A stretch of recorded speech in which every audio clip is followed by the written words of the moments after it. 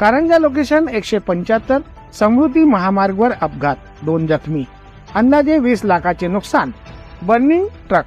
आज दिनांक 11/2/2024 रोजी सकाळी 5:30च्या सुमारास सविस्तर वृत्त असे की ट्रक क्रमांक PB 46 W1738 हा नागपूरकडे जात असताना समृद्धी महामार्ग लोकेशन 175 साइडला उभा असलेल्या ट्रकला मागून धडक दिल्याने हा अपघात झाला।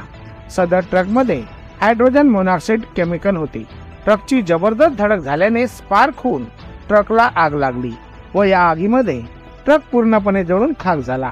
अपघाताची माहिती मिळतात समृद्धी लोकेशन 108 पायलट आतिश चव्हाण व डॉक्टर भास्कर राठोड व फायर टीम तसेच MSP टीम व हायवे पोलीस हे तत्काळ घटनास्थळी दाखल झाले। आग जबरदस्त असल्याने तेथील फायरमॅन विलास खानंदी यांनी तात्काळ नगर परिषद अग्निशामक दल कारंजा अधिकारी बातम साहेब यांना घटनेची माहिती दिली। तात्काळ अग्निशामक दल कारंजा घटनास्थळी दाखल झाले व आगीवर नियंत्रण मिळविले।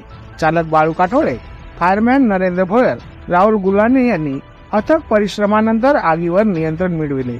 समृद्धी महामार्गावरील हायवे पोलीस सुरक्षा रक्षक महाराष्ट्र व अग्निशामक दल समृद्धी महामार्ग यांनी ट्रक चालकाला व क्लीनरला बाहेर काढले। हे दोघेही अपघातामध्ये जखमी झाले।